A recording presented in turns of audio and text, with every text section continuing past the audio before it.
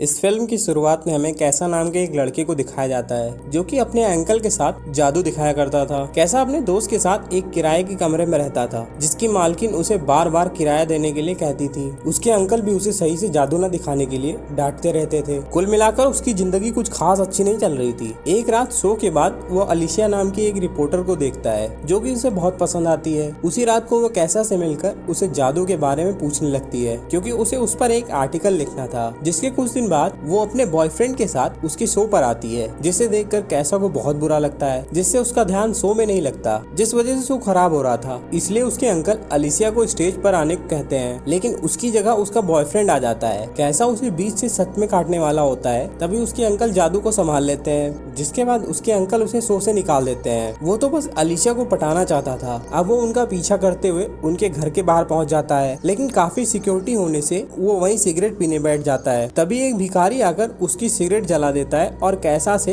$20 उधार मांगता है, जिसके बदले में वो कैसा की कोई भी इच्छा पूरी करने का वादा करता है। कैसा उसे $20 दे देता है, जिसके बाद बगल में देखने पर वो भिखारी वहाँ से गायब होता है, जिससे कैसा काफी हैरान हो जाता है। तभी वो अचानक से पीछे की दीवार के आर पार हो जाता है। जिसके बाद सुबह उसके अंकल उसे कॉल करके वापस बुलाते हैं क्योंकि उनसे अकेले कुछ संभाला नहीं जा रहा था। कैसा नीचे पड़े पैसों पर ध्यान नहीं देता, बल्कि उसे इसका भी एहसास नहीं होता कि वो दीवार के आर पार होते हुए जा रहा था। तभी उसने खबर सुनी कि एक बैंक में चोरी हो गई है जहां किसी के भी आने जाने का कोई सबूत नहीं मिला। जिसके बाद उसे पिछली रात की बात याद आती है जब वो दीवार के अंदर चला गया था। जिसके बाद वो हैरान हो जाता है, उसे ये सब एक सपने जैसा लग रहा था। जिसे चेक करने के लिए वो एक ईंट से खुद को मारता है, लेकिन उसे चोट नहीं लगती। जिसका मतलब ये था कि उसके पास अब दीवारों के आर पार जाने की पावर आ गई है। जिसके बाद गलती से वो एक बीमार बच्चे के कमरे में चला जाता है जो उसे बताता है कि उसे अंतरिक्ष में जाना है। लेकिन कैसा उसकी बातों पर ध्यान न देते हुए दीवार के आर पार होते हुए अलिशिया के फ्लैट तक पहुंच जाता है। वो देखता है कि अलिशिया अपने बॉयफ्रेंड को किस कर रही होती है। तभी वो बाहर से डरावनी आवाज निकालकर उन्हें डराने लगता है, लेकिन इसका उन पर कोई असर नहीं होता। जिसके बाद वो पेंटिंग में घुसकर उसके बॉयफ्रेंड को डरा देता है। अब उसे याद आता है कि इसके बाद वो बैंक भी गया था और वहाँ से खूब सारे पैसे भी चुरा लिए थे, जिससे अब उसकी पूरी लाइफ बदल गई थी। अब उसने एक ऑडी भी ले ली है। जिसके कुछ दिन बाद अब वो अलिशिया के घर पर जाता है, जहाँ उसे उसकी बातों से पता चलता है कि उसे एक अमीर बॉयफ्रेंड चाहिए। जिस पर अगले ही दिन वो महंगी गाड़ी पोर्चे लेकर उसके घर के बाहर पहुंच जाता है और उसके आते ही उसे प्रपोज कर देता है। लेकिन अलिशिया को लेट हो रहा था, इसलिए वो जल्दी से उसे ऑफिस छोड़ देता है, जहाँ वो देखता है कि उसका बॉस उस पर चिल्ला रहा होता है। तभी वो उसके बॉस के सामने आकर उसे धमकी देता है, जिस पर वो अलिशिया को एक इंटरनेशनल न्यूज कवर करने का मौका देता है। इसलिए अलिशिया कैसा को उसे जल्दी से वहाँ पहुँचाने को कहती है। वहाँ पहुँचकर अलिशिया तो पास दिखाकर अंदर चली जाती है, वहीं कैसा को पुलिस वाले वहीं रोक लेते हैं, लेकिन वो दीवार को पार करके अंदर चला जाता है। उधर अलिशिया इंटरव्यू लेकर काफी खुश होती है, इसलिए वो कैसा को आकर किस कर लेती है, जिस पर वो अपनी शादी के सपने देखने लगता है। तभी वो उसका सपना ये कहते हुए तोड़ देती है कि उसे कैसा में बिल्कुल इंटरेस्ट नहीं है। इतना सब करने पर भी वो अपने बॉयफ्रेंड से ही प्यार करती है, उसे कैसा की बिल्कुल फिक्र नहीं होती। जिस पर कैसा निराश होकर उसी बीमार बच्चे के पास जाकर बैठ जाता है, जो बच्चा उसे बताता है कि उसकी माँ अंतरिक्ष में जाने के लिए $1.5 लाख इकट्ठा कर रही है। वो इस पर ध्यान नहीं देता और फिर गुस्से में अलिशिया के बॉयफ्रेंड से लड़ने चला जाता है। लेकिन वो एक बॉक्सर होता है, इसलिए वो उसको खूब पीटता है, लेकिन कैसा फिर भी हार नहीं मानता। वो फिर से अलिशिया का पीछा करते हुए एक लंबी सी बिल्डिंग पर चढ़कर उससे हाँ बोलने का दबाव बनाता है। इसी बीच वो वहाँ से गिर जाता है, लेकिन शक्तियों की वजह से उसे तो कुछ नहीं होता।